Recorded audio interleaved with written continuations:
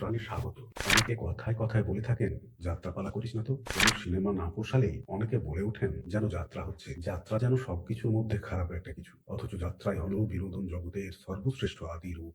যারা যাত্রাকে বিদ্রূপ করেন তারা আদতে হয়তো সামনে থেকে কোনোদিন যাত্রা দেখেননি। তারা চিরাচরিত ভাবনা থেকেই এমনটা হয়তো বলে থাকেন। বাঙালির সংস্কৃতির অন্যতম জনপ্রিয় ঐতিহ্য হলো যাত্রাপালা। বাংলা যাত্রাপালা একটি ঐতিহ্যবাহী লোকশিল্প।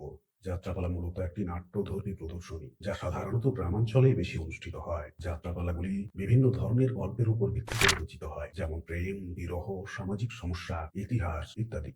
একসময় গ্রামীণ বাংলায় যাত্রাপালা ছিল মানুষের বিনোদনের একমাত্র মাধ্যম, কিন্তু সময়ের সাথে সাথে যাত্রাপালার জনপ্রিয়তা কমে যাচ্ছে বলে অনেকের ধারণা। এর কারণ হিসেবে কেউ কেউ বলে থাকেন, যাত্রাপালা তার নিজস্বতা হারিয়ে ফেলেছে। হিন্দি ছবির কাহিনী অনুসরণ করে যাত্রাপালার গল্প লেখা হচ্ছে। যাত্রাপালার অভিনয়েও হিন্দি ছবির প্রভাব পড়েছে। এক কথায় বলতে গেলে যাত্রাপালার জনপ্রিয়তা কমে যাওয়ার অন্যতম কারণ হলো যাত্রাপালার বিষয়বস্তু ও উপস্থাপনার মান নিয়ে দর্শকদের অসন্তোষ।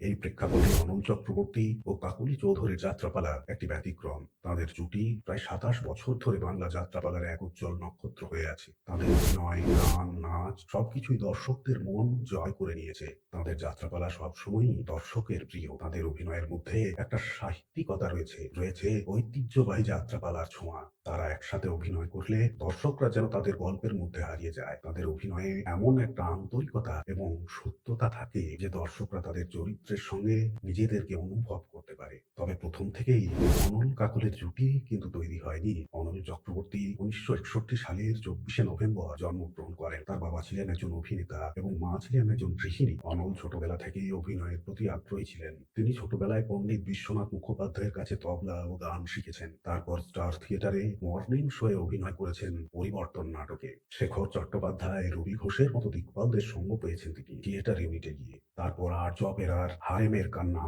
নাটকে অনাদি চক্রবর্তী অমিতাভ ঘোষের অভিনয় দেখে মুগ্ধ হয়ে যাত্রা করার কথা তার মাথায় ঘুরপাক খেতে থাকে। ওদের হাত ধরেই মূলত যাত্রায় এসেছেন তিনি। ১৯৮২ সালে সাপুরের মেয়ে নামক একটি পালায় তিনি প্রথম ছোট্ট একটি চরিত্রে অভিনয় করেন। তারপর ১৯৮৬ সালে তিনি যাত্রালোক অপেরায় বাগদিপাড়ার বউপালায় পেচোর ভূমিকায় অভিনয় করে যাত্রা জগতের মানুষের নজর কাড়েন। অন্যদিকে কাকলি চৌধুরীর জন্ম হয়েছিল একটি অভাবের সংসারে। তার মা কাজল চৌধুরী ছিলেন একজন জনপ্রিয় যাত্রা অভিনেত্রী। ১৯৮৬ সালে কিছুটা সংসার চালানোর তাগিদে মায়ের হাত ধরে যাত্রায় বছর দুয়েক অভিনয় করেছিলেন। তারপর অবশ্য বেশ কয়েক বছর তিনি যাত্রা অভিনয় ছেড়ে দেন। তারপর ১৯৮৯ সালে ভৈরব গঙ্গোপাধ্যায়ের সান্নিধ্য পেয়ে তিনি আবার যাত্রাপালায় অভিনয় শুরু করেন। ভৈরব বাবুর লেখা যাত্রাপালায় তিনি প্রায় ৭ বছর অভিনয় করেছিলেন। এ কথা সত্যি যে কাকলি দেবীকে নিজে হাতে তৈরি করেছিলেন সরস্বতীর বরপুত্র ভৈরব গঙ্গোপাধ্যায়। ১৯৯৬ সালের শেষের দিকে কিংবদন্তি অভিনেত্রী বেলা সরকার যাত্রা অভিনয় ছাড়ার পথে। যাত্রালোকে বীণা দাশগুপ্তা ক্যারেক্টার রোলে অভিনয় করতে শুরু করেছেন। তাই যাত্রা জগৎ বেশ কিছুটা টালমাটালের মধ্যে দিয়ে যাচ্ছিল। কারণ ঠিক নায়ক নায়িকা বলতে যা বোঝায়, তখন নতুন করে তেমন কোনো শিল্পীর রসায়ন দেখা যাচ্ছিল না। এমনই এক প্রেক্ষাপটে ১৯৯৭ সালে সত্যনারায়ণ অপেরার ব্যানারে জনপ্রিয় লেখক উৎপল রায়ের লেখা মেনকা মাথায় দিল ঘোমটা পালার মাধ্যমে প্রথম জুটি বাঁধেন অনল কাকলি। অনল কাকলির জুটির অদ্ভুত এক রসায়ন দর্শকের মনে জায়গা করে নিল প্রথম পালাতেই। যাত্রা অনুরাগীরা বুঝলেন যাত্রা জগৎ যে বেশ কিছুটা টালমাটালের মধ্যে দিয়ে যাচ্ছিল, সেই সমস্যার সমাধান হয়তো এই জুটির মাধ্যমেই হবে। আর হলো ঠিক তাই। অনল কাকলির রসায়নে জন্ম হলো নতুন ধারার নায়ক নায়িকা। যাত্রার জুটির প্রথম পালাতেই অসাধারণ সাফল্য। পশ্চিমবাংলার দিকে এদিকে ছড়িয়ে পড়ল কাকলি অনলের জুটির কথা।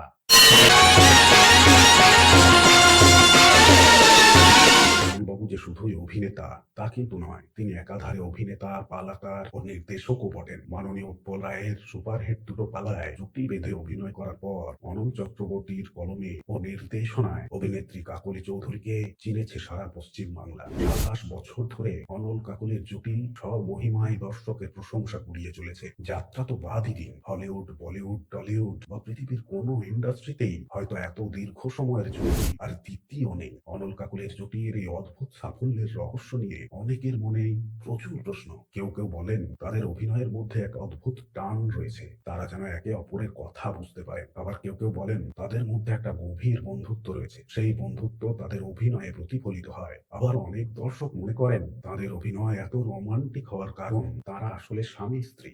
একটি অনলাইন পত্রিকায় সাক্ষাৎ দিতে গিয়ে অমল কাকলি জানিয়েছিলেন তারা স্বামী স্ত্রী নন, তারা শুধুমাত্র সহকর্মী, কিন্তু তাদের মধ্যে পারস্পরিক ভালোবাসা, শ্রদ্ধা ও নির্ভরতা রয়েছে। এই সম্পর্কটাই তাদের যাত্রাপালার সাফল্যের মূল কারণ। অনল চক্রবর্তী নিজেও বলেছেন তাদের সাফল্যের কারণ দর্শকের ভালোবাসা। তিনি বলেন দর্শকের ভালোবাসায় তারা অনুপ্রাণিত হন। কাকলি চৌধুরীর স্বামী হলেন মৃদুল রক্ষিত, তিনি বছর দুয়েক আগে মারা গেছেন। কাকলি চৌধুরীর একটি কন্যা সন্তানও রয়েছে, নাম তিতাস। অন্যদিকে অনল চক্রবর্তী বিয়েই করেননি, যাত্রাই তার একমাত্র জীবন সঙ্গী।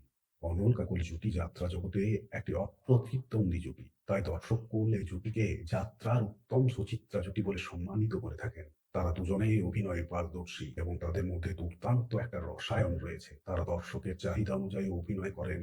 তাদের যাত্রা জীবন একটি অনুপ্রেরণা। তাদের অসামান্য অভিনয় দক্ষতা এবং একসাথে কাজ করার দৃঢ় প্রতিজ্ঞার মাধ্যমে তারা যাত্রাপালাকে নতুন উচ্চতায় নিয়ে গেছেন। তাদের জীবনের গল্প নতুন শিল্পীদের জন্য অনুপ্রেরণার উৎস হিসেবে কাজ করবে।